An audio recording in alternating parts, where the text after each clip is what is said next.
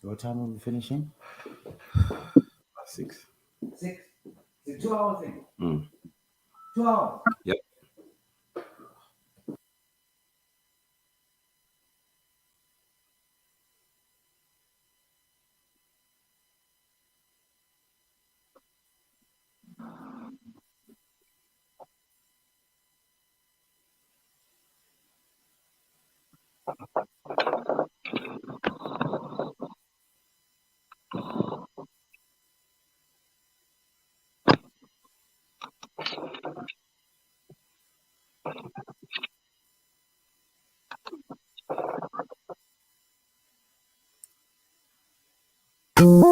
Hey, yes you. Have you heard about PrEP? PrEP is a drug that can stop one from getting HIV.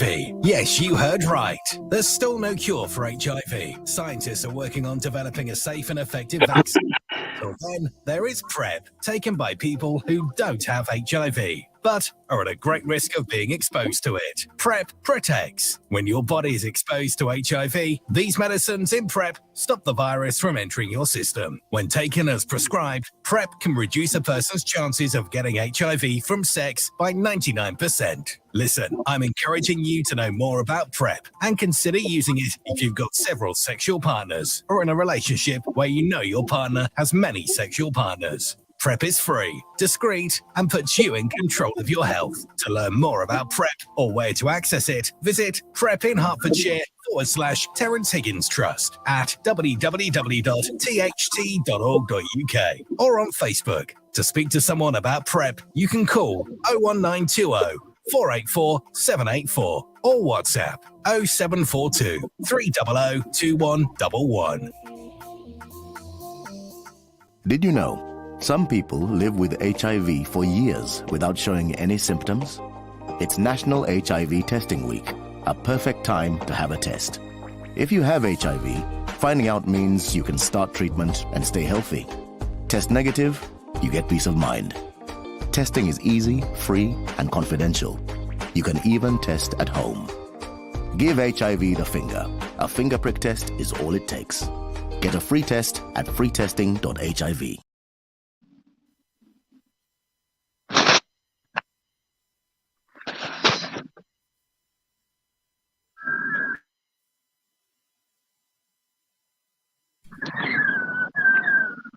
Good afternoon, ladies and gentlemen. Welcome to Talking Football, Team Zimbabwe, UK. I'm here with my co-host, Mr. Kelvin Spilani, and of course the CEO of Team Zimbabwe, UK, Mr. Marshall Gore. Thank you, gentlemen, for joining us. How are you? Oh, we're very well. Thank you for having us today. Yes, and Mr. Marshall, you okay? I'm very well, Sam. Thanks for having me on the show. Thank you. Yes, so obviously this show is brought to you by Terrence Higgins Trust, promoting sexual health awareness. It was testing week the last week gone, but they're still doing tests. They're still promoting testing. So all you have to do is go to www.tht.org.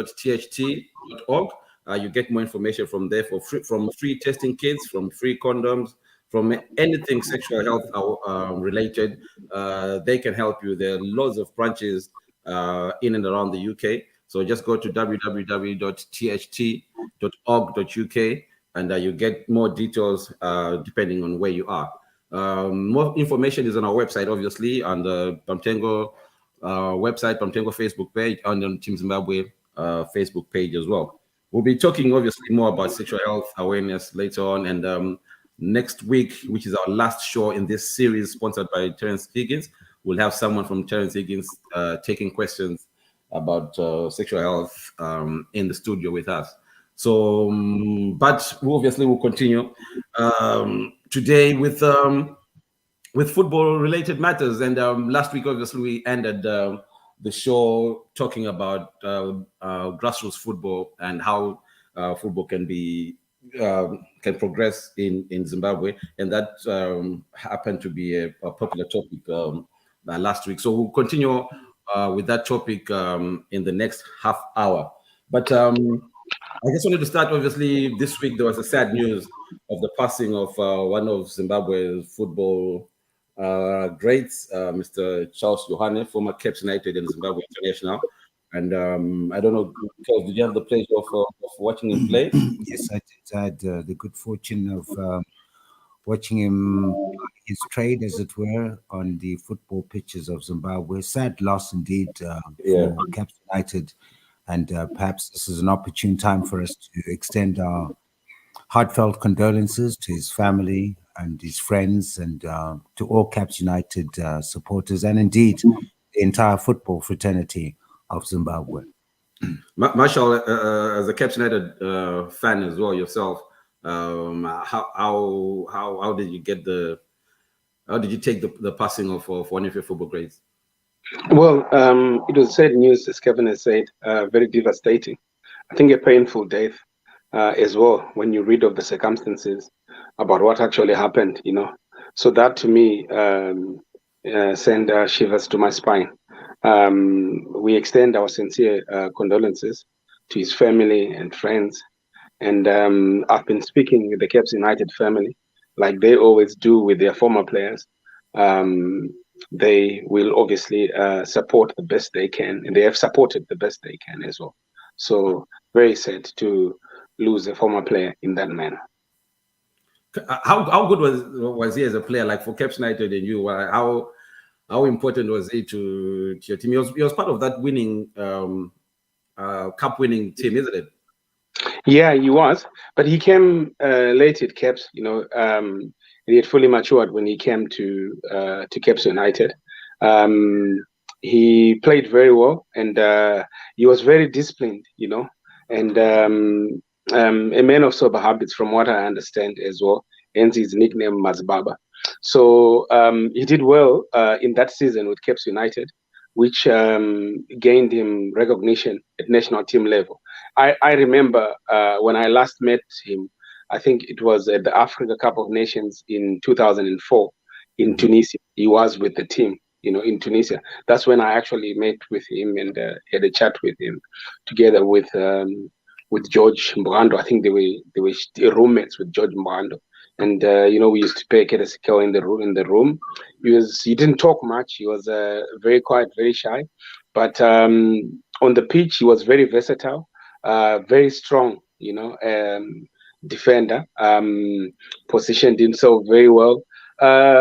Not skillful, but very determined, and got the job done. I think Kevin might also concur with me on this one. No, I'll vouch for that. I think people only started taking real notice of him pretty late in the day for himself. But all said and done, at the end of the day, he proved to be a reliable defender. And I'm heartened by the fact that he still stayed in the football world and had started coaching, as it were, managing, as it were. And it's a sad loss at the end of the day. Yeah. Very sad indeed. And like Kel said, our prayers and condolences to the family, to Cape United, and to the whole football fraternity in Zimbabwe, obviously. May his soul rest in peace. Before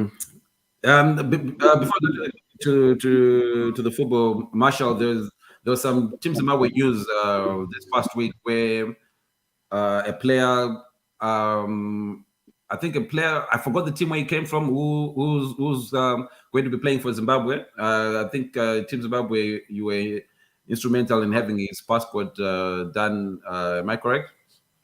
Yeah, sure. That's good. We have a new addition on our database, Kai Garande. Kai plays for Mio. He graduated with Charlton Football Club Academy. And then after that, he was signed by Mio. I spoke with him and the family. And obviously, they expressed that they wanted Kai expressed that he wanted to represent Zimbabwe at international level. So as a result of that, we didn't waste any time. We had to go in and support him to get a Zim passport, which makes him eligible if he is selected to the national team. This has been part of our work and it's continuing. So for us, it's a duty and a prerogative to ensure that the best talent we have in the UK is organized together and put in one basket, so that when internationals start, then we have something that we can offer the coaches.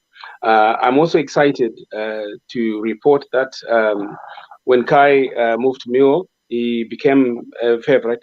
I think he's currently injured at the moment, but he actually got injured whilst training with the first team at 19 years. That's progress, So he's ready for the championship, and I believe strongly that if he's ready to play in the championship, I think he's good enough to play for the national team. But that's a matter for the coach to see. We have done our work. We give them the tools. We look for the tools for them. We provide the tools. So it's up to the coaches now which tools they want to use. But our job is to make sure that we have all the tools we have globally in the toolbox to make life easy for the coaches. What's the process if someone wants to play for Zimbabwe national team and they're based in the diaspora, maybe in the UK in this case? How do they? If I'm a parent and I've got a kid who wants to play for Zimbabwe, how do I go through that process? I think the process is very simple. Obviously, the process is a personal decision that you have to make. Once you have made that personal decision, then you express it to us, and then we support you to obtain a Zimbabwe passport, because you need a Zimbabwe passport to be able to play for the national team. So what normally happens is that we keep a database of all the players we have and the positions that they play. So what normally happens is that when the national team, the coaches are preparing the national team squad, in the last few months, we've been having meetings with the technical department. When I mean the technical department, I mean we've been having meetings with the coach and the technical team. So they have meetings with us. They ask us which players have made progress. We tell them, we give them reports. And then normally they would come back to us and say, we're looking for a center half, or we're looking for a left back, or we're looking for a center mid player. And then from the database, we take all the center midfielders that they are looking for. We provide them with reports, detailed reports of their performance at club level. And then we provide the technical department that information. Then they go through it and then make their decision as to who they want to be included in the team. So our job is to provide pretty much our job is to provide the software, which is the database and the reports of the performance of the players. And then it's up to the coaches to pick and choose who they want to be involved in the team. Okay. Then, so anyone, where can they get in touch with you if someone wants to go through that process? No, that's simple. If someone wants to, they can get in touch with me via our Team Zimbabwe UK website, or they can inbox me directly, or contact you via Pamtengo and give us their details. We can get to you. But they can also inbox me on Facebook, Marshall Gore, or they can contact you via Pamtengo, and you can provide them with our details. I'm very open with that.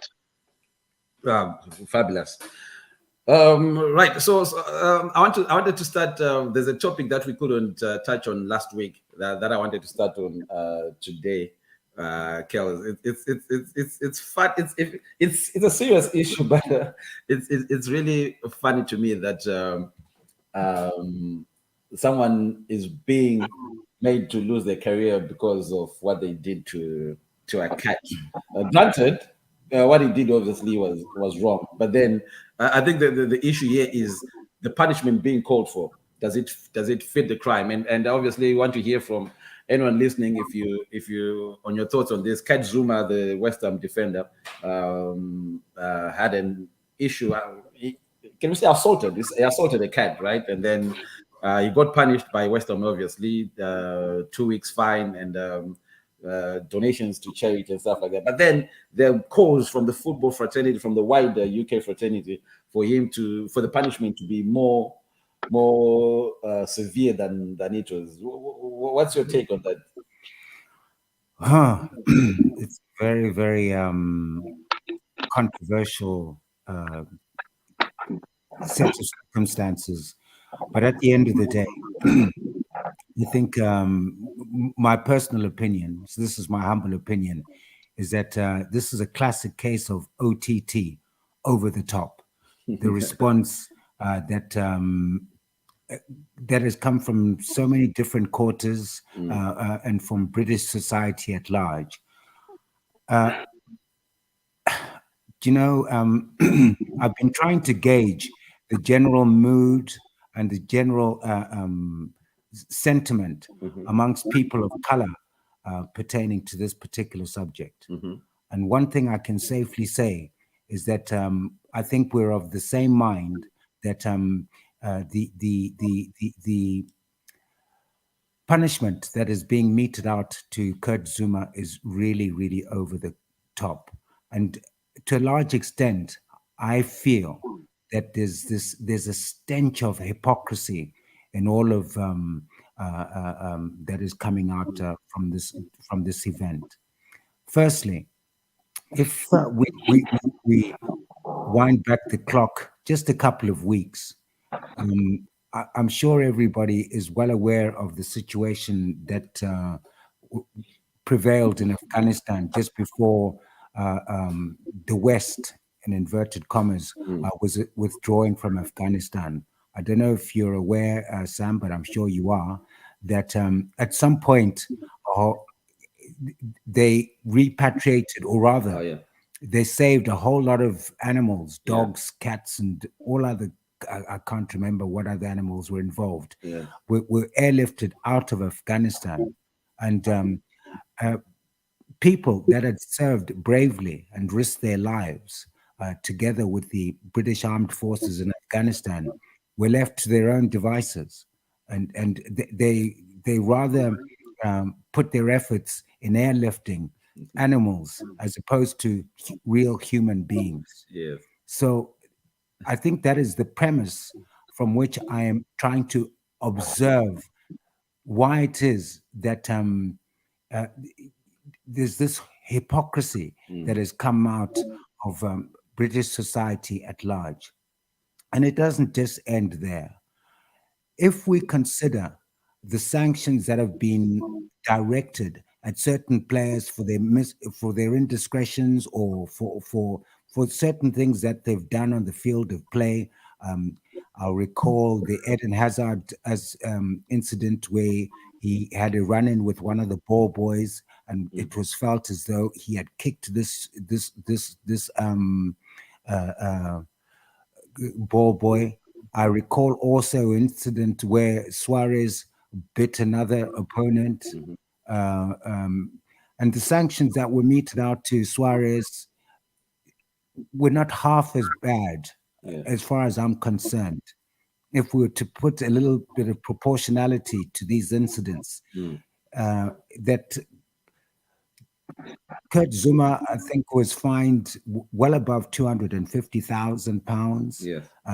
Adidas withdrew their sponsorship of his personal sponsorship to him, and the general backlash of British society, the British society at large, it's just unproportionate. And he apologized, and obviously he's shown a sense of remorse. And this is where perhaps I have to give a lot of credit to his manager, David Moyes, who has stuck with him in spite of the tailwinds that are trying to disrupt Kurt Zuma being selected for West Ham. He's held firm, and I must give him credit for that. But do you know, I think Adidas, in withdrawing their sponsorship of Kurt Zuma, are walking a slippery slope. Because what if the entire African community or people of color turn on Adidas on this particular event and start thinking, you know what, how come Adidas is so quick to withdraw their sponsorship in the interests of trying to keep on side white people, basically, and not standing up for those that have been at the wrong end of injustices, like people of color. So at the end of the day, I cannot condone what Kurt Zuma did. What he did was despicable. But at the end of the day, uh, I have to stand with Kurt Zuma. He's made his apology. He's shown his remorse. And what kind of society is it that doesn't forgive? And all these people that going on social media, immensely critical of Kurt Zuma.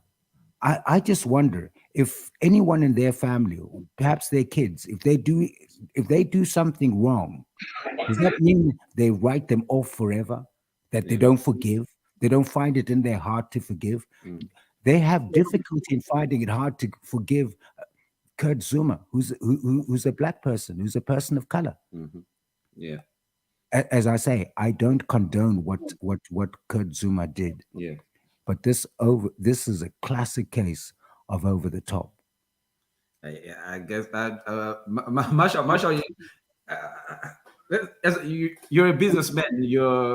You're a CEO of Team Zimbabwe UK. Let's say something like that happens in your backyard. One of your employees or one of the players does something similar.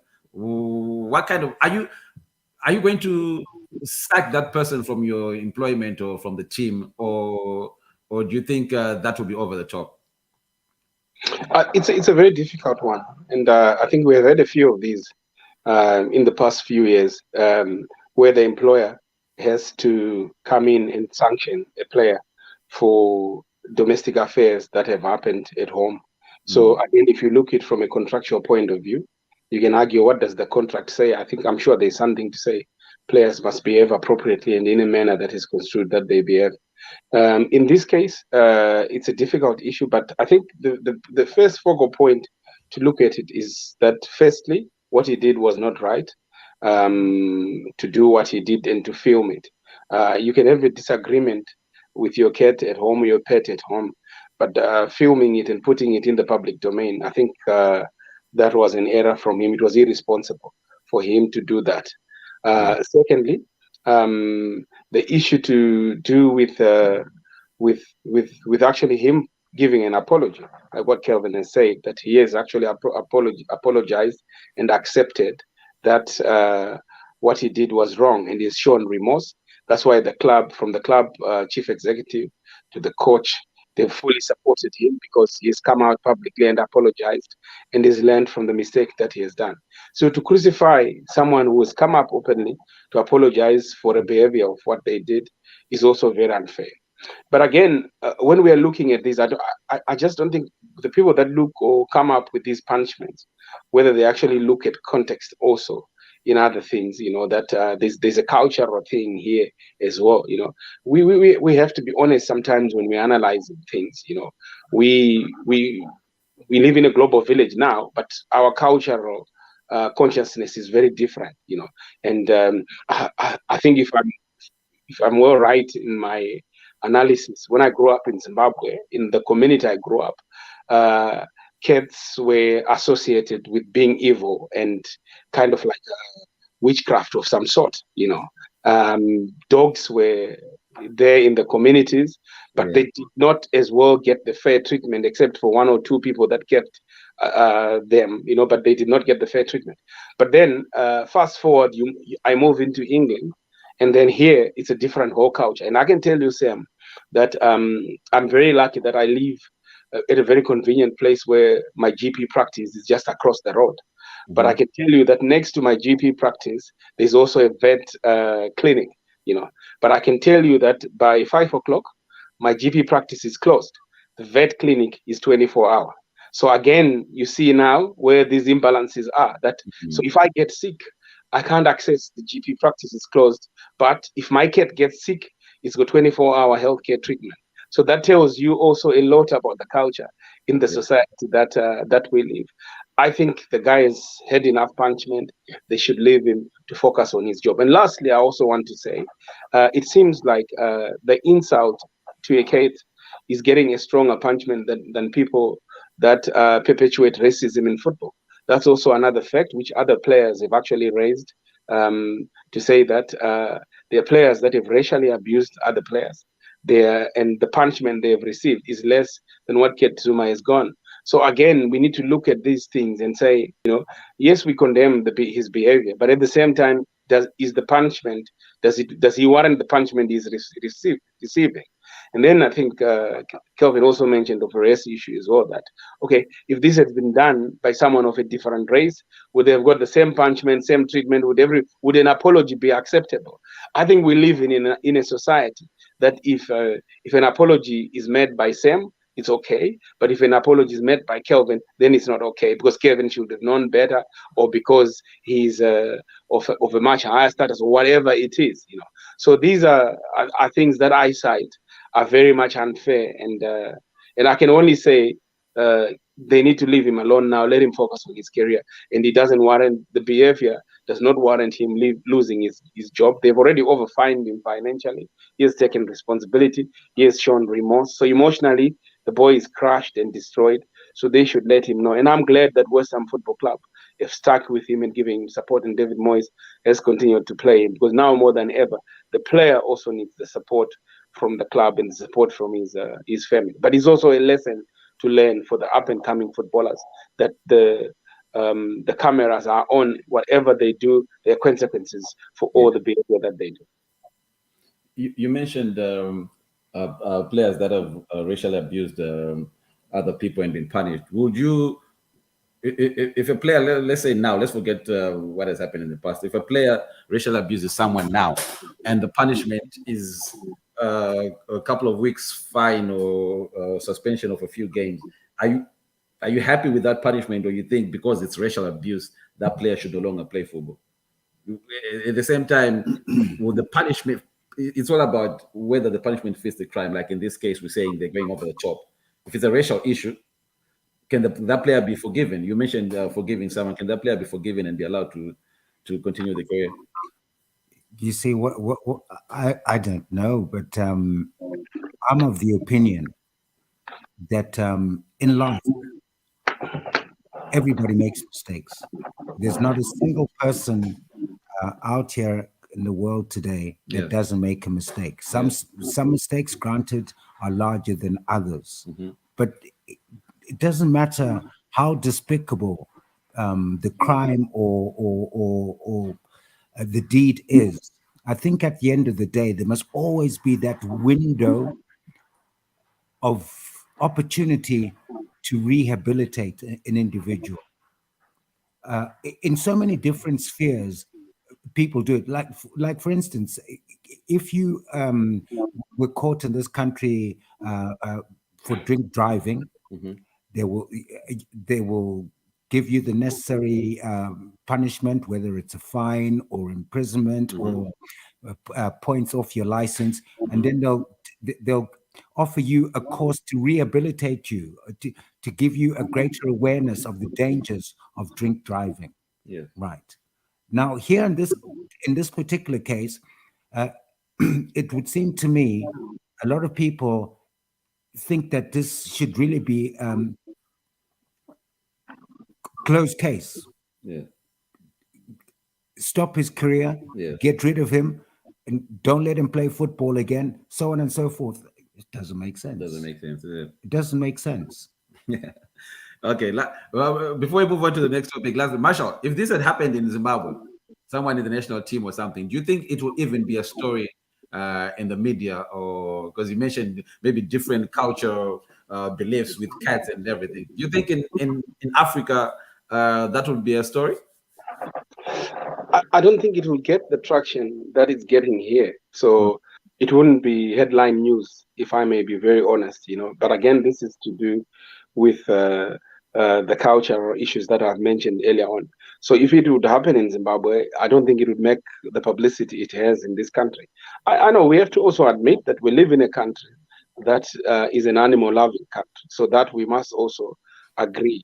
But I think what is clear here is that he has been punished enough, and they should let him get on with his career. I think the only other thing I may just want to add to this discussion is that I think you mentioned about the racial side of things, that if it if someone racially abuses something, should they be allowed to play football? And I think, Kelvin, you're right to say we all make mistakes. No one is perfect. We don't live in a perfect world. I think the punishment here is not is disproportionate to the crime, in my view. And I actually think that people that racially with racial motives of abusing people should get punished more, But that's not to say committing a crime against an animal is insignificant. But what is important is that human life is more important than animal life on this Mother Earth. That is a clear argument that I can put across. So yes, we value animals, but at the end of the day, I think human beings are also more important. They are the custodians of this planet. Even if we go to a biblical understanding or a biblical analogy, God created us, and then he created everything and then gave us dominion over everything. So you can argue that again. But again, I think what we need to say is that we cannot continue to punish the boy. I think he's now being targeted. It's more than about the incident now.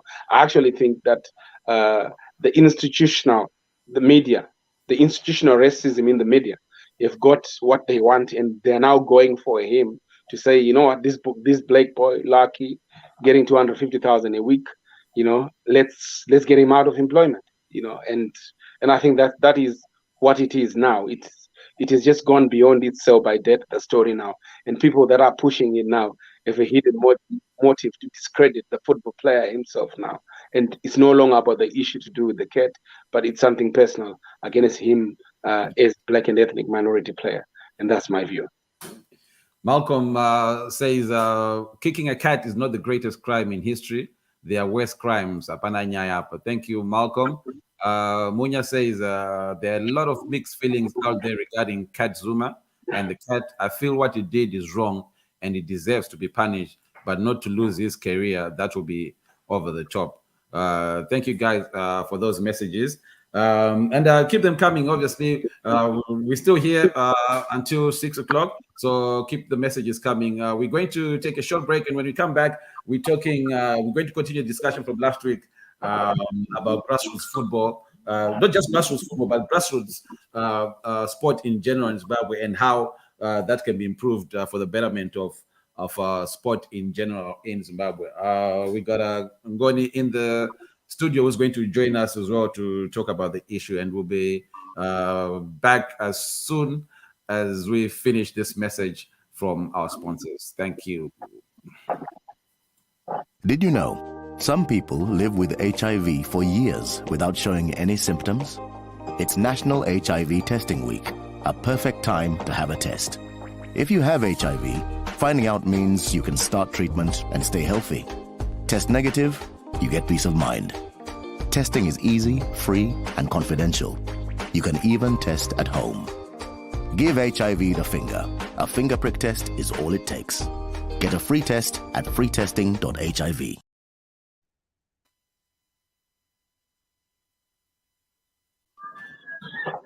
Thank you. Welcome back, ladies and gentlemen. So yes, Marsha, we ended the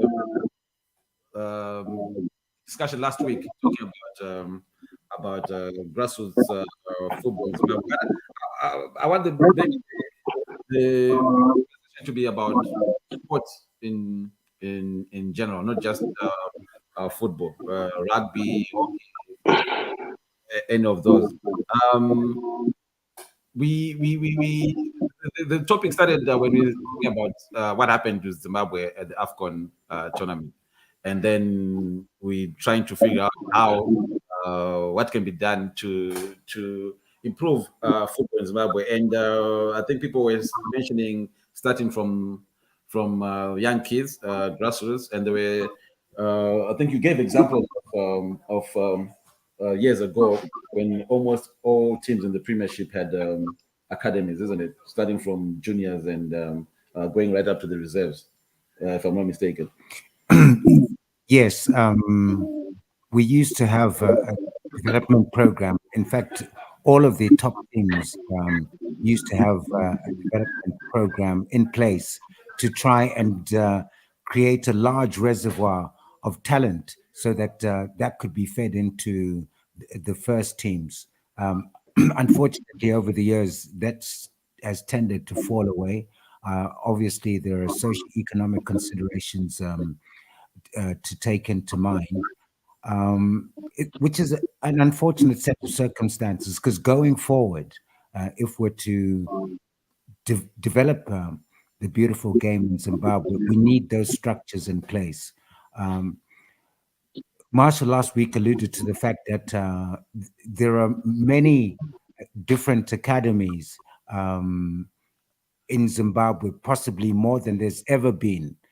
So our question obviously is it why is it not showing on the field of play that we have these structures in place, and that there are spawning newfound talent that Zimbabwe can take advantage of? Yes, Marshall, you did mention you said there are a lot of academies in Zimbabwe. I think when I ended, my question was whether those academies, because it's like private individuals starting their own academies, but whether there's any regulation, or there's like a Zimbabwean identity that all these academies can maybe focus on, and then channel that into the national team at the end. My question still remains, don't you think that there has to be some kind of regulation or national identity that every one of those academies follow? Yeah, I think you're right to say that the academies have to be regulated and registered. I think ZIFA is a process of registering an academy. I know we own an academy, Zimbabwe Power 11 Football Academy. We've registered it. We've completed the ZIFA forms, and I think it costs about $150 to register your football academy. Can you hear me, Stem? Yes, we can hear you. Yeah, I think it costs about $150 if I'm correct, to register a football academy. So my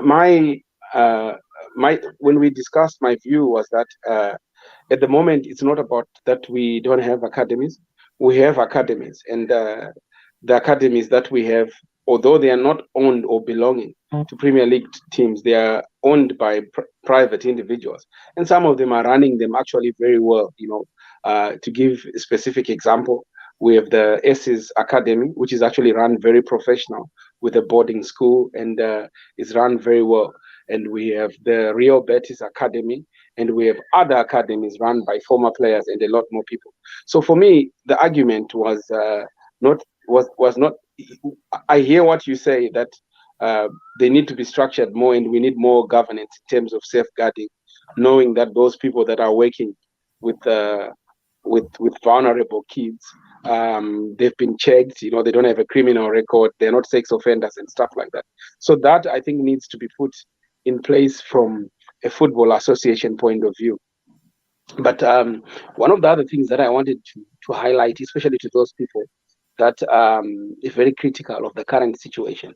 When you see Tino Kadewere, who plays for Lyon, Tino is a product of some of the academies that I was mentioning. Tino comes from I think it's actually Kambuzuma, where he's from the Friendly Academy. And Friendly Academy has actually been here to the UK on more than 3 occasions to participate in international tournaments here. Same as well, S's Academy, they've gone abroad and taken their players. You've got players like Marshall Munetz, who's now playing in France. He's again a product of the academies that we have in Zimbabwe, and we have Martin Mapisa, who's playing in Spain, a goalkeeper. He's again a product of the academies, and I think Kama Billiard also came from those academies. So my view was to say that we have the academy. Lost Marshall there. If the connection's gone somewhat bad, I don't know why that is the case, but I'm sure we'll get to the bottom of it right now. Basically, the subject that you've just spoken about in terms of the academies bringing to the fore talent that is obviously available to us in Zimbabwe, but just hasn't been able to find the platform or the venues for this talent to show itself.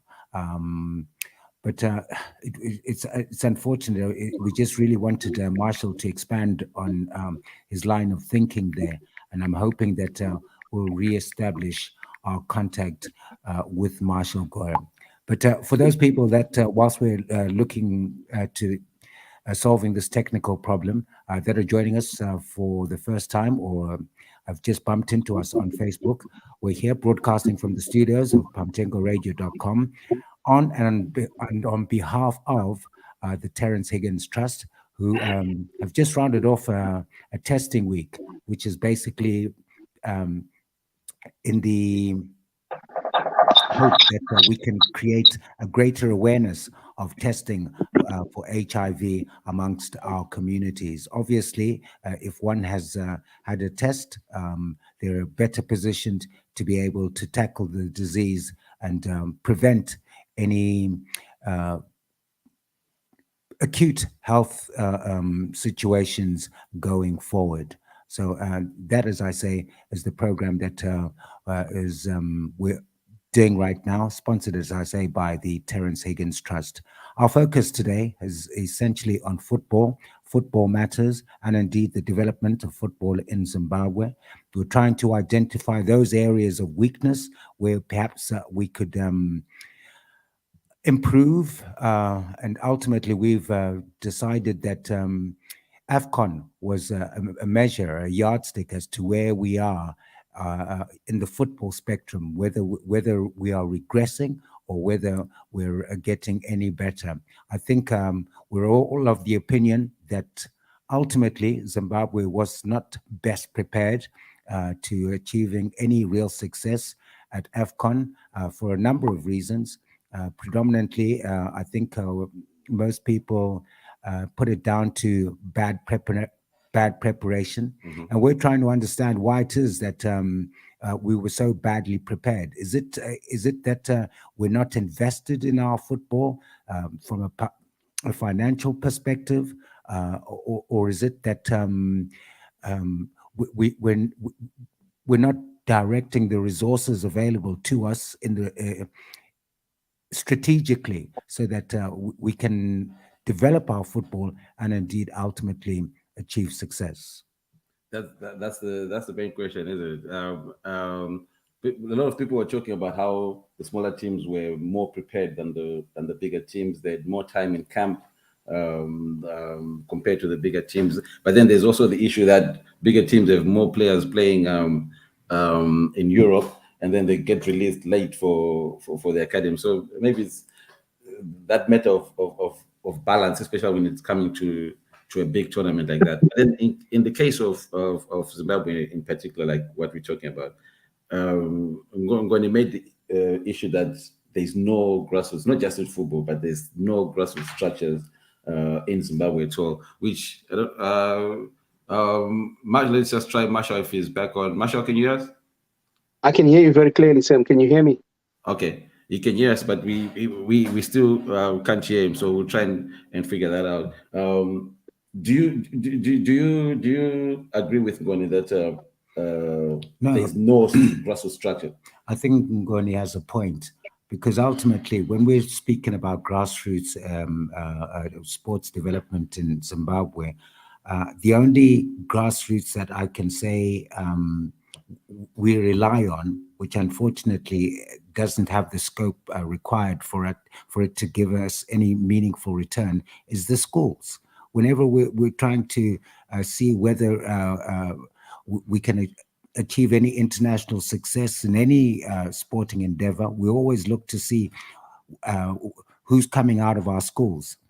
Classic example is in rugby. You'll find that all the schools have a reasonable rugby fraternity, and we're hoping, of course, that when these young people leave school, they will start playing club rugby and then ultimately play international rugby. And that pool is way too small. If we're relying only grassroots coming from schools. We need to get our young people involved in sports other than just in schools. During the holidays, they should be able to join clubs or academies so that we can feed into the talent pool, the international talent pool for all these different sports. Gordon, can you maybe come in and join the conversation?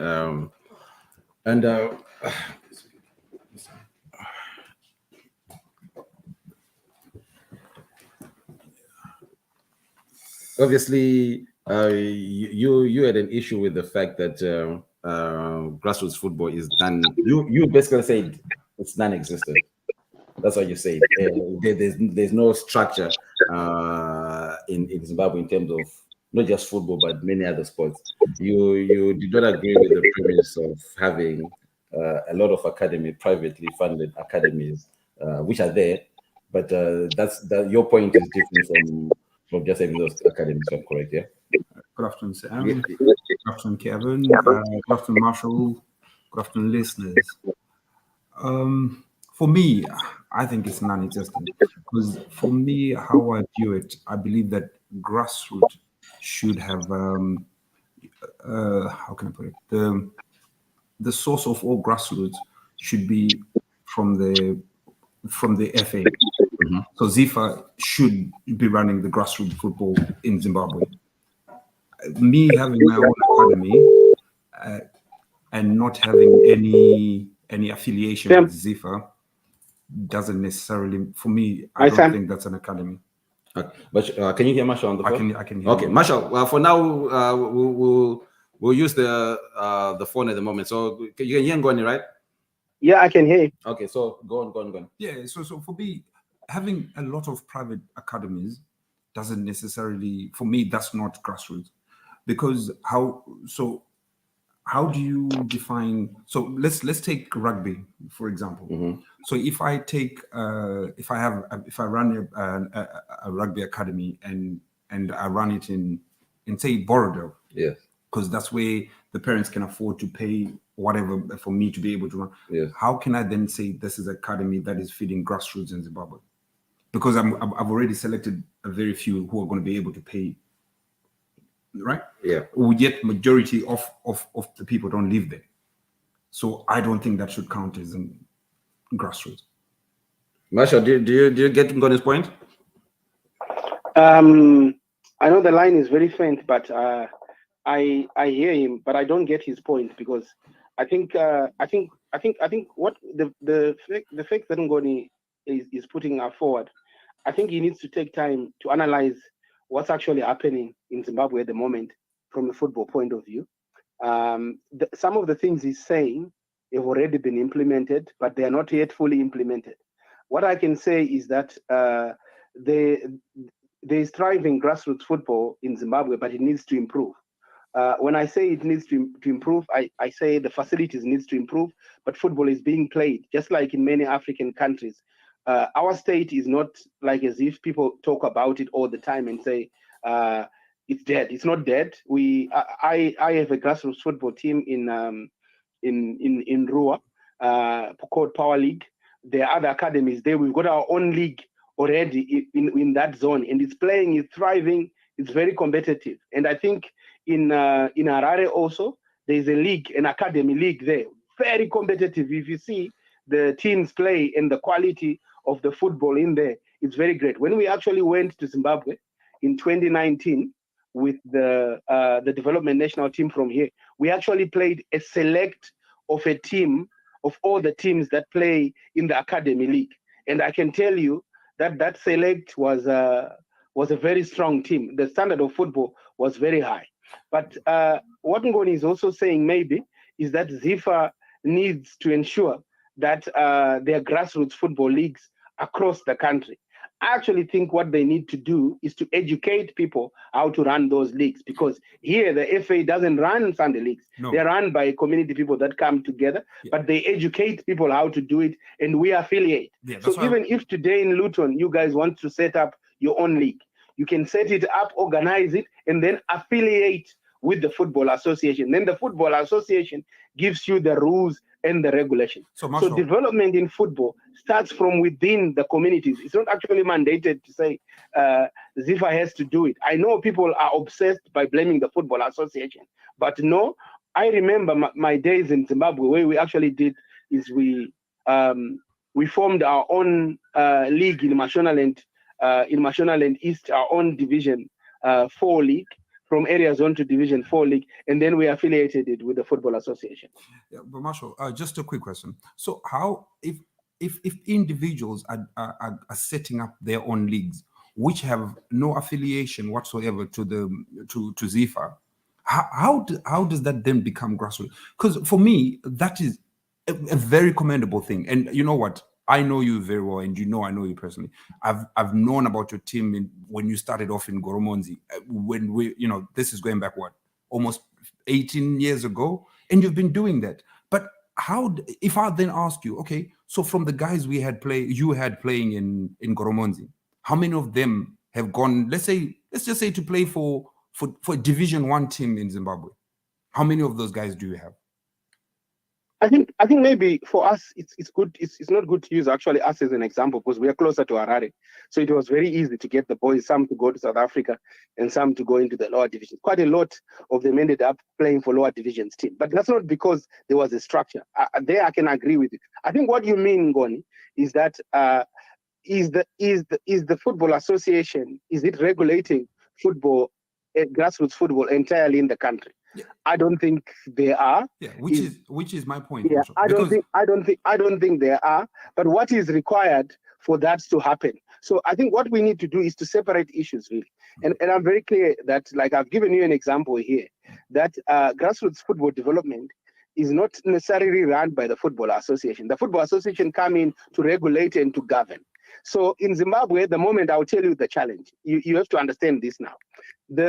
They've put in a structure for regulation, and first the criteria is that teams have to register, and it costs, like I've said to you, it costs $150 to register, and this is where the challenge starts now. That even though the structure is there, but how many teams can afford to pay the $150 to affiliate? What you're going to find is that maybe out of 500 academies, only maybe 200 academies will afford to pay the $150 to register and be regulated, So, but what it means is that it doesn't mean that when those that have registered that and are now receiving information from ZIFA, they are affiliated, it doesn't also mean that the ones that are not are doing it right. So I think we need to draw parity really here and look and operate from a position to say that there is thriving grassroots football in Zimbabwe, but it needs to be more structured, maybe from the Football Association point of view, make it more affordable. For me, they should make it more affordable for teams to register. And secondly, they should give mandate to the regional ZIFA bodies to look after those leagues, And I know the Northern League, they're doing it very well because they have a very good sponsor. So all the teams that are affiliated in the Northern League, they are well run. But then there are other provinces as well. How is football there? So I actually think that some of the things that you are saying are okay, but some of the things, if you go in Harare now and you ask Friendly Academy, you ask Alois Bujiras Academy, they play in their own league, they're excited, they sponsorship in there at that level as well, and they'll tell you, we're taking players to South Africa, we're taking players to Europe, and we are thriving. They'll tell you this. But if you then go to Tito, to Mount Darwin, and say, how is the structure there? You find that there are challenges. So my argument is that let's not put everything in one basket, but let's be strategic when we are breaking it down. So I'm not saying that everything is pleasant, but I'm saying that we are not a basket, we are not a disaster, but it just needs to be put in structure. There's been a lot of developments. I don't know, when I know you went to Zimbabwe, I don't know how much you spent actually visiting the community and visiting some of these academies, because I think it's a matter of finding out more information. Because for me, the general talk to say we don't have football academies in Zimbabwe, that's wrong. We have plenty. No, it wasn't. We don't have academies, Marshall. It wasn't that we don't have academies. Yeah. It was grassroots structure. Yeah. So exactly what you have mentioned, Marshall. So you gave an example to say out of 500, maybe only 200. Marshall, if you put that into percentage terms, that's very poor. And that's what, for me, that's when I then come up and say, if you're scoring less than 40%, surely that is poor. And you know what? I totally acknowledge academies. I've got somebody who's just gone to Bulawayo to set up an academy, and in the district, in the different suburbs around Bulawayo, with the intention of doing exactly what you said, setting up their own leagues and having their own sponsors. But what, for me, you see, the bottom line, like you said, they will tell you we've taken players to South Africa. What is that doing for the national team? Nothing. What is that doing for the Premier League? Nothing. The idea is for us to be able to see a thriving Zimbabwe Premier League, is for us to be able to see a thriving national team. And it has to come down from ZIFA having these channels of getting players established. I gave Sam an example of one lady I know who's doing a hockey, looking for talent with hockey. They set up their hockey trainings around Harare, right? And they've got their own hockey sticks. Could I then say, oh, you know what, Zimbabwe is going forward with hockey? No, we can't. That's just a very small. So I agree with you, Marshall. I'm not, and I think maybe you got it wrong when I say, oh, there is no grassroots. There is. I saw it for myself. Schools are there. Unfortunately, I think, from the times when I was in school, the standards of sporting in school has really gone down, whether that's from facilities to, but I feel ZIFA could be doing more. They could be, just as an example, ZIFA should be the ones who are teaching these coaches how to train these kids. But if I'm setting up my own academy, I'm going to, however I choose to coach the coaches, or if I decide to be the coach of every one of my academies, it's only going to be my trainings that is going to go on. That brings up another issue. Are those, everyone who's setting up those academies and the people coaching, are they even qualified coaches? So if Marshall is telling you that of these 300 academies running in Zimbabwe, yeah. Tim, can I come in? Yes, sure. I think the example of the example. Can you hear me, Sam? Yes, sure. Yeah. Yeah, I think the example of 300 that I used was just a general example I was using. It's not like that. Let's take even two, Marshall. Even if we say there's only two academies that are not registered. But I think what I can do for the future of our next show, I'll get information from the ZIFA departments that runs the academies, and that will help actually to get the facts. I think I think maybe we are mixing things here. Maybe that's why we're not understanding each other. The grassroots academies in Zimbabwe have exported talent into Europe.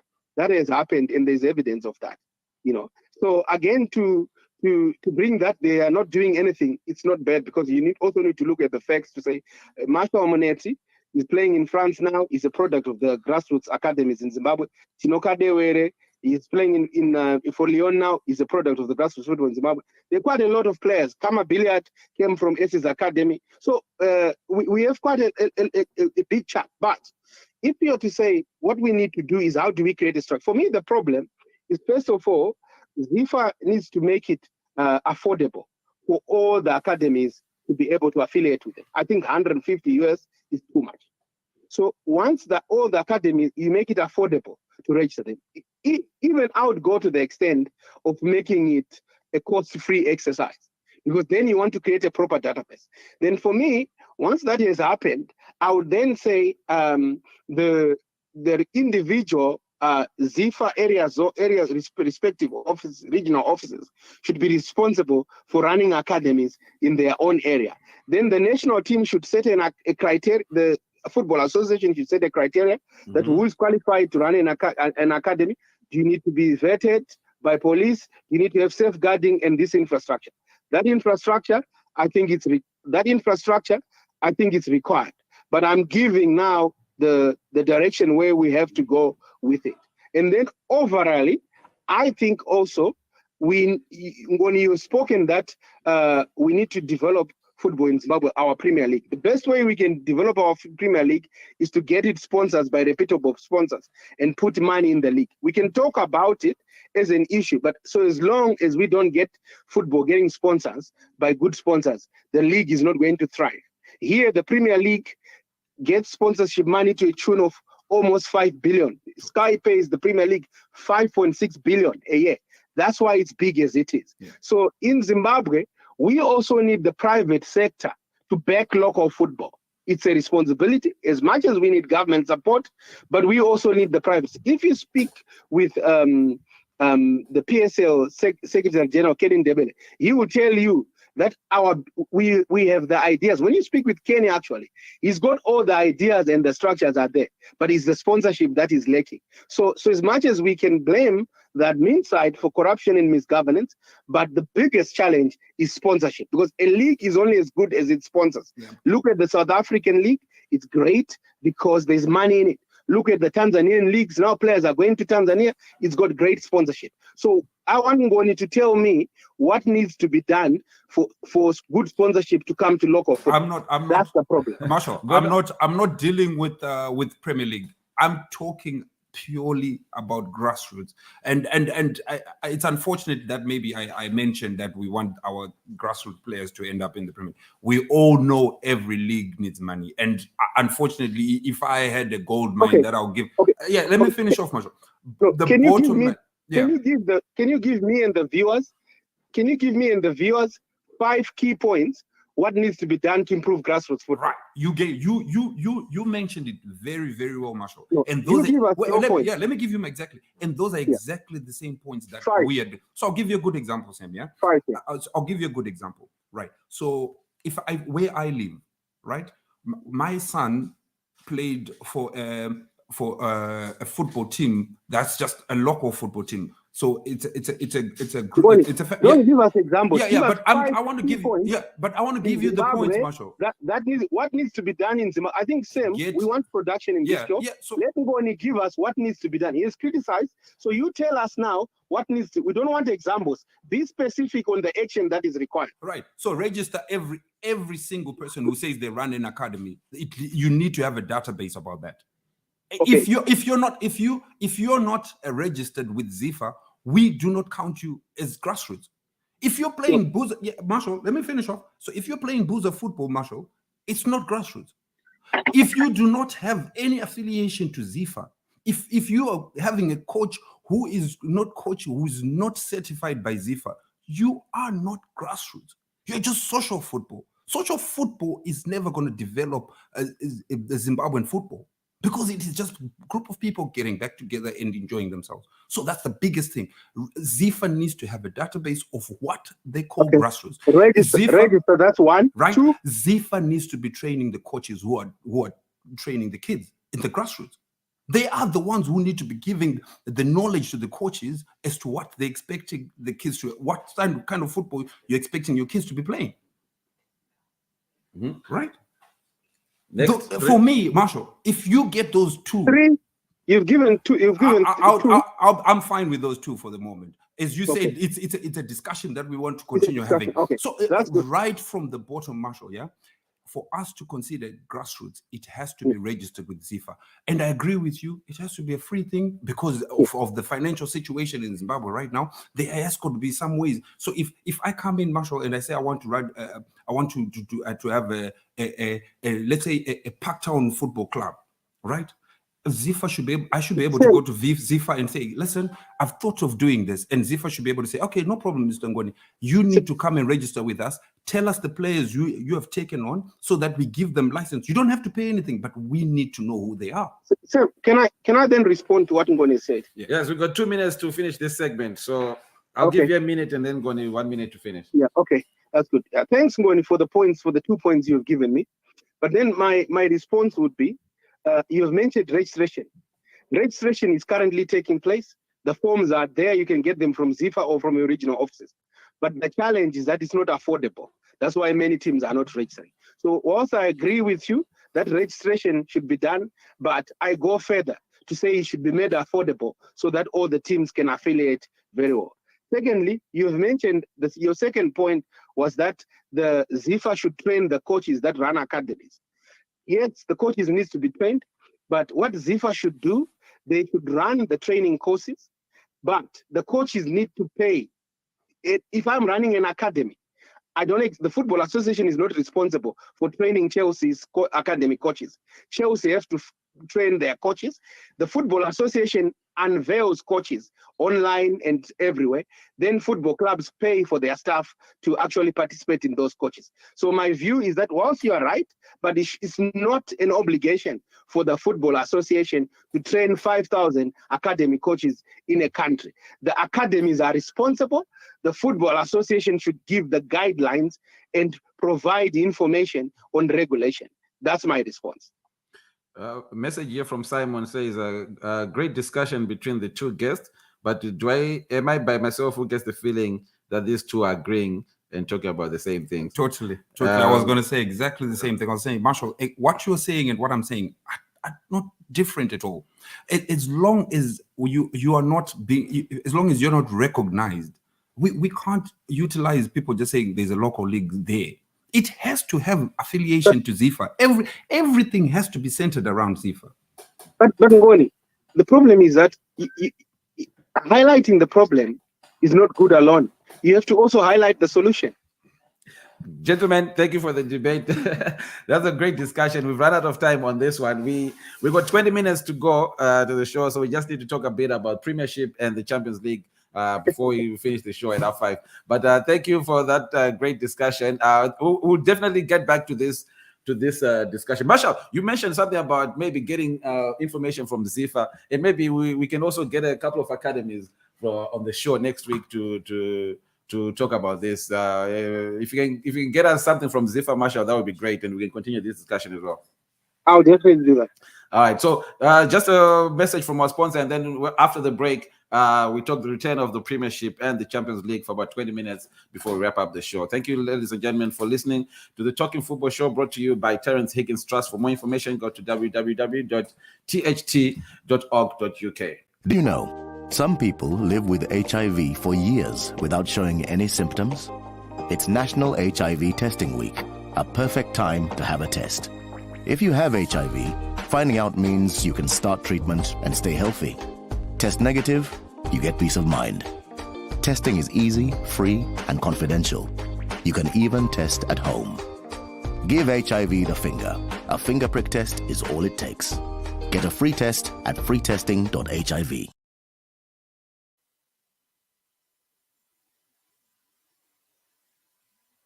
Did you know, some people live with HIV for years without showing any symptoms? It's National HIV Testing Week, a perfect time to have a test. If you have HIV, finding out means you can start treatment and stay healthy. Test negative, you get peace of mind. Testing is easy, free, and confidential. You can even test at home. Give HIV the finger. A finger prick test is all it takes. Get a free test at freetesting.hiv. Hey, yes you. Have you heard about PrEP? PrEP is a drug that can stop one from getting HIV. Yes, you heard right. There's still no cure for HIV. Scientists are working on developing a safe and effective vaccine. Until then, there is PrEP, taken by people who don't have HIV, but are at a great risk of being exposed to it. PrEP protects. When your body is exposed to HIV, these medicines in PrEP stop the virus from entering your system. When taken as prescribed, PrEP can reduce a person's chances of getting HIV from sex by 99%. Listen, I'm encouraging you to know more about PrEP and consider using it if you've got several sexual partners or in a relationship where you know your partner has many sexual partners. PrEP is free, discreet, and puts you in control of your health. To learn more about PrEP or where to access it, visit PrEPinHertfordshire/Terrence Higgins Trust at www.tht.org.uk or on Facebook. To speak to someone about PrEP, you can call 01920 484 784 or WhatsApp 0742 300 2111. Welcome back, ladies and gentlemen. For the last 20 minutes, we'll be talking about return of the Premiership and the Champions League. I'm still here with my co-host Kelvin Sfalani and Mr. Marshall is on the line. Mr. Marshall, are you there? Yes, I'm there, Sam. Gentlemen, so after obviously this series of shows obviously brought to you by Terrence Higgins Trust was ideal. Initially supposed to be talking about obviously AFCON, AFCON came and went. We enjoyed the AFCON, and we still got, after today, I think we got one more show in this series of shows. But I thought maybe we hadn't spoken about the Premiership and the Champions League since we started. So where can we start? Premiership is back. How are you seeing the race for the Premiership so far, Mr. Sifelani? Who's impressed you so far, and who do you think is going to win? Well, before I get into that, I think we haven't really drawn a line under the AFCON tournament. And there is some stuff, or there's some unfinished business, as it were. Does that include you paying me my money? What, for making the wrong prediction? Yeah. No. Bear in mind that Egypt is going to play Senegal again in a World Cup qualifier, if I'm not mistaken. Is it? Yep. So I get the feeling, Marshall will probably be able to confirm whether I'm this is factual or not, but I get the feeling that it is going to be a mouth-watering tie between Egypt and Senegal, because the Egyptians didn't take it too well losing to Senegal. Yeah. So that rivalry will continue between Mo Salah and Sadio Mane. It'll be fascinating. What's kind of fascinating for me as well is both the two captains who play for the same team, and then one obviously finishes the tournament on a high, the other one on a low, and then you go back to your club and you're training again together and you're playing together. That can be kind of awkward, can it? Maybe for a couple of days or so. I think it's quite unique, that situation that they have, because ultimately most football teams have a talisman, the main man. Yeah. Yeah. It's not safe now for you to say that Mo Salah is the main man. Yeah. It's not safe for you to say Sadio Mane is the main man. Yeah. They are both the main men. Yeah. Which is, it's a unique set of circumstances. You don't normally get that in a football team. There's usually the one person that you can identify as being the talisman. So I guess it's understandable that Mo Salah captains Egypt, Sadio Mane captains Senegal. Yeah. So I just wanted to make the point that the interest that was generated by AFCON will spill over into those World Cup qualifiers, particularly the one that will involve Senegal playing Egypt. Back to the Premiership. You asked me how I see the Premiership. I don't know if you recall, or perhaps it wasn't on this platform, but I distinctly remember myself saying that you can write it down, that Manchester City will walk away with the honors at the end of the day. Yes. I know that a lot of Liverpool supporters will be hopeful that they can chase Man City down, particularly in light of the fact that Manchester City lost yesterday and Liverpool won. So the deficit now is basically only 3 points. Should Liverpool win their outstanding match, which I should imagine they will, because if my memory serves me correctly, their next match is at home to Norwich, and Norwich has not really given a good account of themselves in recent weeks. But anyway, who knows what might happen. But the broader picture that I see is that Manchester City will get their act together. I think Tottenham produced a sterling performance yesterday. This is why they were able to go to the Etihad and come away with 3 points. That sort of thing is not going to happen on a regular basis. It'll be rare and far between Manchester City losing at the Etihad. But they were due. Manchester City was due because how many games have they won on the trot? I think their last less than 100% record was a draw the other week. So I believe at some point, with Liverpool having a keen interest on the Champions League, and indeed with the Premiership, at some point, something's got to give. Something's got to give. And more than likely, they will drop a few points or a number of games here. Manchester City have developed a knack of being able to produce when it most counts, particularly in the Premiership. You remember when they won, I think, by, is it a difference of a point? Yes. Against Liverpool, and they had to go on a run, an incredible run, and they were just picking up points both home and away. So they have that pedigree, they have that ability to do that. Liverpool may in time be able to produce that knack of being able to do that, but I just don't see it happening this season. Marshall, your team is also in the running for the title. Well, are they? They're about maybe 12, 11 points behind. What's your take on the Premiership, the state of the Premiership at the moment? I think Chelsea are out of the title race. I think City are firmly in control of it, even though they lost yesterday. But I think if there's only one team that is capable of challenging them, it's Liverpool. Again, the resilience Liverpool showed yesterday against Norwich is a clear example of how tenacious they are and vicious they are in chasing the title. So for me, Liverpool are the only team that appears to have it in the tank to continue to fight City. But like what Kelvin said, City are very comfortable at the moment. That common sense should let them prevail as favorites. But you never know what might happen in football. So I actually think that it's now a two-horse race between Liverpool and Man City. But for the rest of the other teams, I think it's global. I stand to be corrected. I think Liverpool's next home tie is Leeds, as opposed to Norwich.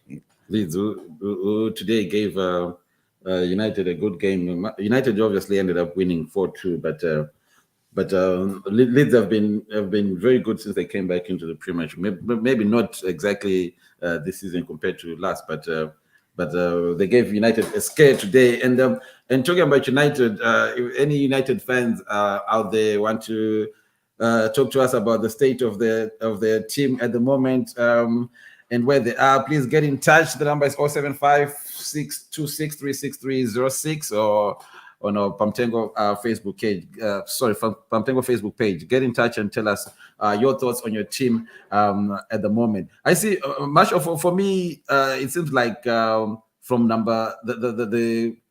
the interesting part of the end of the season will be the fight for the fourth spot, where I think any one of 1, 2, 3, 4, 5 teams can get that one spot. I think that's going to be the interesting part. Do you agree, Marshall?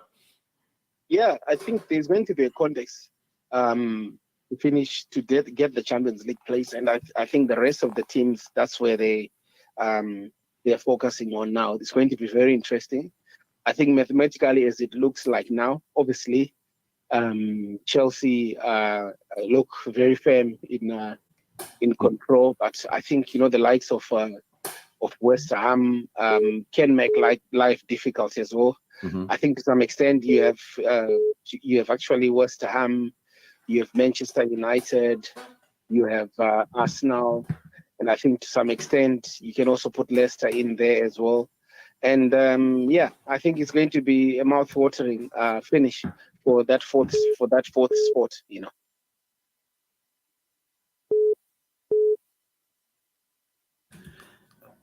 Who would you put as I'm biased. I'm going to say Arsenal will be fourth, but who would you put, Kelvin, for? Well, Arsenal, obviously, I have an affection for Arsenal. I just think it's unfortunate that they didn't replace Aubameyang when he left for Barcelona, because it showed yesterday. Even though Arsenal prevailed at the end, they could really have done with a marksman. and I don't know. Without a proper marksman, it's going to be quite difficult. And that same marksman bagged 2 yesterday for Barcelona. Is it yesterday or was it today? My memories. But anyway, he scored twice.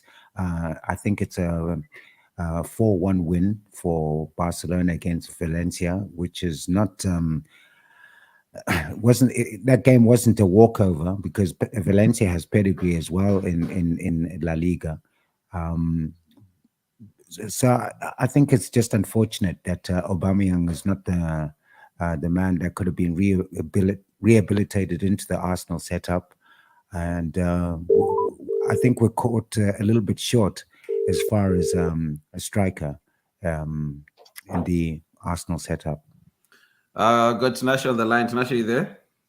Hello, Sam. Hi. Your thoughts on United and their form in general this season? With United, it's like a cycle, you know. They give you hope, then then it just goes downhill after that. Then it's just a continuous cycle. I remember last time we were on the show, you talked about what's his name, the manager before, Ralph Rangnick. No, the one before. Ole, yeah. And you're always critical about him as a manager. What do you think of the new manager who is coming now? And have you seen any difference from Ole? I think they're the same. You know the reason why Ole, I don't think he was that of a bad manager, but he was loyal to certain players who were out of form for a very long time. So for you to get to the first class of managing, you have to be ruthless, and you must have an emotional connection to the players. Like Rangnick is kind of like making the same mistakes as Ole.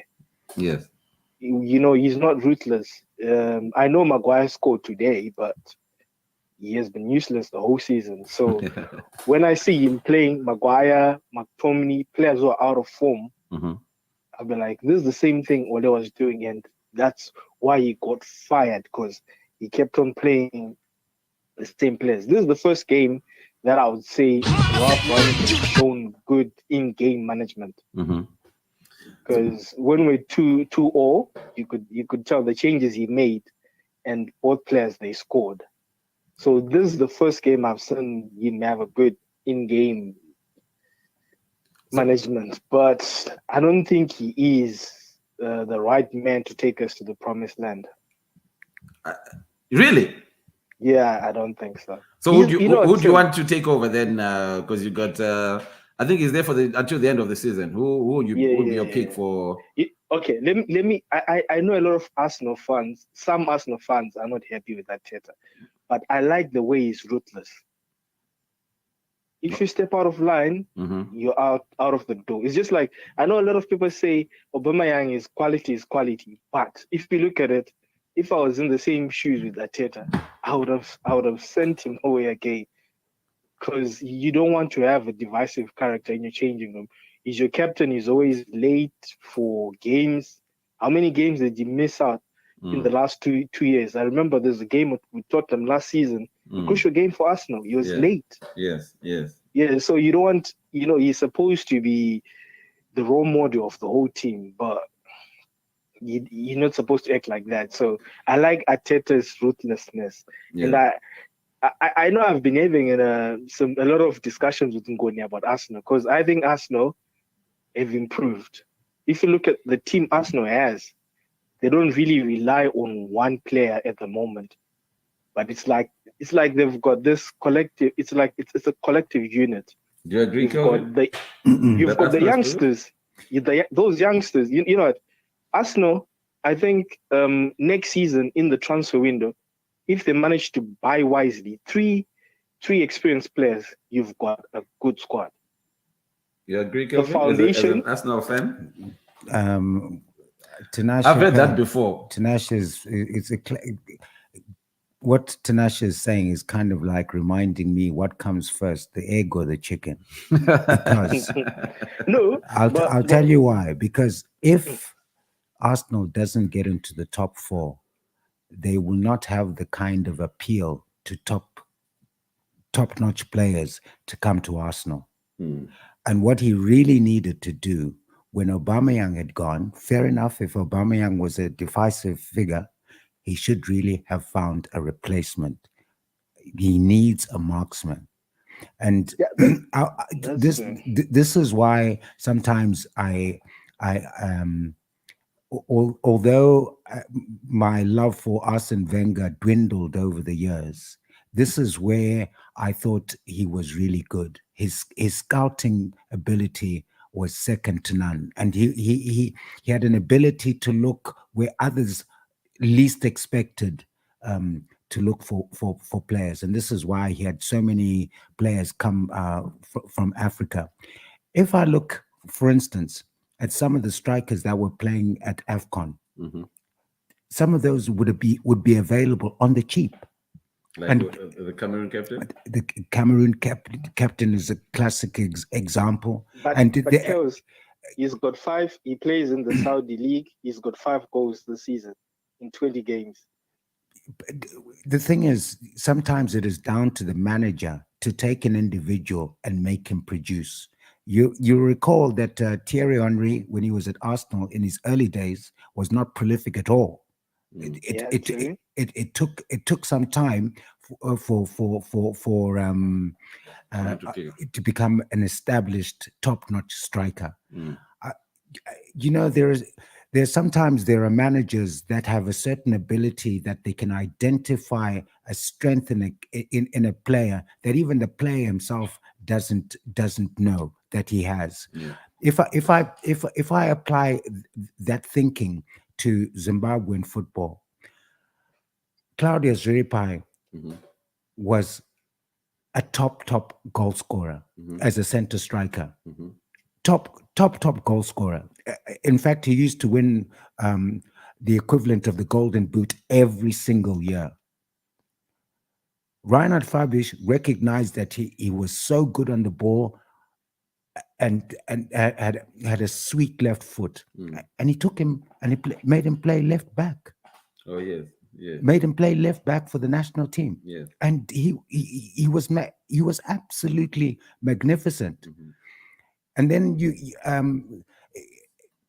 I don't know if Tito Paquet was another. Tito Paquet in his early years was a center striker. Okay. Yes. Okay. But Reinhard Fabisch recognized that he was strong on the ball and had an ability to pass. So he played him as a midfielder. So some of these coaches can recognize certain skills and develop them for the good of the team. Right now, Arsenal is sadly lacking in a marksman because Aubameyang has gone, and this is why, as I say, had we had somebody who had Arsene Wenger's thinking, he would have been able to have even somebody to deputize for Aubameyang. Nketiah. Yes. Maybe you should get a chance a run of games and see where we are. There's nothing we can lose. I've got a question for Kels. Yes, I've got 30 seconds to go. So okay, quick one. Kels, beginning of the season, did you think Arsenal would finish in the top 4? Me, no. To be honest with you, that would have been a difficult question for me to answer because, one, a lot of managers are judged by not necessarily the number of games that they manage a team, but how many transfer windows they go through. If you go through 2 or 3 different transfer windows, that's when you can make a clear judgment on the performance of a manager. Because would you have he hadn't had the time. He hadn't had the transfer windows. I'll give you an example. You see, like Tottenham with Conte right now. Yes. Given the time, he will make Tottenham a lot stronger because he knows he'll put his stamp on it. He did it at Inter Milan. He went and got the likes of Lukaku to come over to Inter Milan. They won the league. They won Serie A. So as for Arteta, judging him at that time would have been difficult, particularly in light of the fact that Arteta had always been living in the shadow of Pep Guardiola. So we couldn't really see whether he had learned anything from his experience at Manchester City, and it was just too quick. It was too short a time to be able to make that judgment. All right, Tinashe, we have to go now. Just quick one, a prediction. Where do you think United will finish? Who's going to take the fourth spot? To be honest with you, I actually think Arsenal is going to take the fourth position. Is it? Yeah. Okay, and the top three, they will remain the same as they are now? Yeah, they'll remain the same. Because the thing is, when I look at Arsenal, yes, they struggle against the so-called big teams, but when it comes to the small teams, they are able to win convincingly. So that's going to help them out. Whereas when it comes to United, it's one game here, another there. Yeah. When you expect them to win, they lose. So I actually think Arsenal are the favorites at the moment. Okay. To get that fourth position. Thank you, Tinashe. Thank you very much. We'll catch up again next week. Ladies and gentlemen, we come to the end of the show, but before we go, I just want to touch on let me just get Marshall back on the line and touch on this boxing tournament that's happening in Zimbabwe. You're a fan of boxing? Not necessarily. Me too. I find it a bit. That's why too violent for me. That's why I'm the kind. Whenever a fight breaks out, I'm the first out the door. You know, I'm gone because. Yeah. So I'm guessing you didn't watch the fight yesterday. No, but I kept tabs on it. But having said that, I always expected Cal Brook to take it. Yeah. To take it. Marshall, thank you. Welcome back. We're just going to finish the show on boxing for now. There's a tournament, a big tournament happening in Zimbabwe next week on Saturday, the 26th of February, brought to you by Team Shumba UK. He's a friend of the show, Mark Shumba Pemiwa, in association with Shumba Boxing Academy. They have it's called the Ultimate Knockout Boxing Tournament. There'll be about 20 fights, 8 main cards, 12 undercards, and it will be streamed live on Facebook and on YouTube, on Nash TV, and also on Zim Talent TV. So watch out for that. But on the subject of boxing, Marshall, I know you also involved a little you're still involved in boxing back in Zimbabwe, are you? Yeah, we have a boxing stable with Box Africa Limited in Stungwiza that we run here. Yes. And what's the current state of boxing in Zimbabwe at the moment? Is it like I remember we were talking obviously about grassroots and academies earlier on. Boxing, do we have a lot of boxing gyms or academies, so to speak, at the moment? I think I can confess that we have a dearth of sporting infrastructure in Zimbabwe, but there are thriving boxing stables or boxing academies in Zimbabwe. Okay. We have very spirited promoters like Mao Mao and other new promoters that have come. They're trying their best under the circumstances that we have. So there've been tournaments before. I think I was talking with another guy from America, Lion at Promotion. They're actually working on doing another event in May with us as well. They're coming direct from America. They've seen the potential that is in the country. Okay. So they want to do a collaboration and do it here. So it's there, but it needs to improve. Like with any other sports thing, the biggest challenge we face in Zimbabwe at the moment is that is to do with financing and resourcing, So sports needs money to thrive, Yes. Without money, Matchroom has invested quite a lot, and they've got out a lot of it here. So what we need also in boxing, we need good promoters that can put things together. Like what Mark is doing now is putting up a tournament.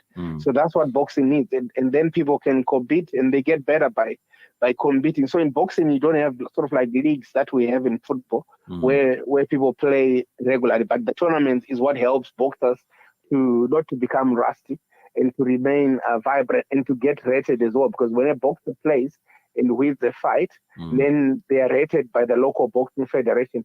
They go up the ranks, and then at a certain level, they will require you, if you have had a certain number of fights, to qualify to fight for maybe at All Africa Games or at other African Championship competitions. So, but this show which Mark is doing, I've spoken with him, is a great initiative, and Zimbabwe boxing needs initiatives like this. Like I said, that our boxers need to be active, and the only way to be active is to do tournaments like this. Yeah. And Marcus, you were supposed to come on the show, but he's just sent his apologies. It's his kid's birthday, so we'll catch up with him next week to hear how the tournament went. But just a reminder, it's this coming Saturday on the 26th of February, and it will be live on Facebook and YouTube, Nash TV and Zim Talent TV. Did you happen to catch the fight last night, Marshall? I was just talking to Kelsey, and him and me are not really boxing fanatics. So I don't like seeing people fight. It's a bit violent for me. What did you think of the fight yesterday?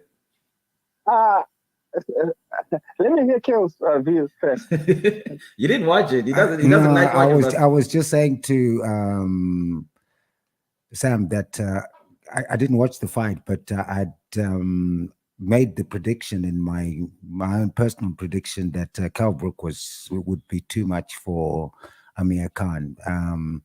I didn't even bother, and then I was actually putting together my show for my Sunday Soul Convention show in for this morning, so I didn't witness that fight. But my prediction, my personal prediction, came through.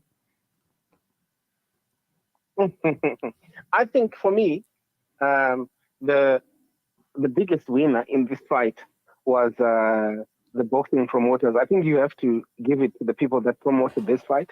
Yeah. Because these are two fighters that are well past by their sell-by date. Yes. But there was a grudge between them. So this is one thing you have to give to this country. That also boxing needs very smart promoters. And I think on this occasion, this fight was well promoted. And it lived up to its expectations in terms of the show that people wanted to see. You know, it's like having Moses Chunga and Peter Ndlovu play football again to see who's the greatest, that kind of thing. So I think that, and I think, Kelvin, you're right. I think Kell Brook, mentally and physically, I think he had it. I think Khan struggled, from what I've gathered. I didn't watch the fight myself, but from what I was just hearing the commentators, Pariman saying Khan struggled, and that was always going to be the case, because I think also Kell Brook wanted this more than Khan, you know. So but again, it was a greater spectacle from a boxing promotion point of view, that you take two fighters that are nearly in their retirement age to bring them and get the country excited to watch the fight as well of pensioners. You know, it was great to see, great TV, great everything. Really, it had anything. It sold, and credit to the promoters. Really, whoever thought about this is smart. Yeah, I agree. It did live up to its expectations as well. It was a great fight. Anyway, just a last reminder before we go: Team Shumba UK, in association with Shumba Boxing Academy, present to you the Ultimate Knockout Boxing Tournament. 20 open fights, 8 main cards, 12 undercards, live on Nash TV and Zim Talent Facebook pages. That's this Saturday on the 26th of February. For more information, go to Team Shumba on Instagram, Team Shumba on Facebook, or also there'll be information on Pamtengo Radio as well during the week. Thank you, guys. Thank you, gentlemen, for talking to us today. Thank you for having us. Kelvin, it's been a pleasure. We obviously, like I said, the series brought to you by Terrence Higgins Trust. We got one last one next week from Terrence Higgins Trust. And they're promoting sexual health awareness. Obviously, please go to www.tht.org.uk for more information, and obviously we'll close with a message from them. But once again, thank you all for tuning in. We'll be back again next week, same time, same place. It's been a pleasure, gentlemen. Thank you. Okay. Did you know some people live with HIV for years without showing any symptoms? It's National HIV Testing Week, a perfect time to have a test. If you have HIV, finding out means you can start treatment and stay healthy. Test negative, you get peace of mind. Testing is easy, free, and confidential. You can even test at home. Give HIV the finger. A finger prick test is all it takes. Get a free test at freetesting.hiv.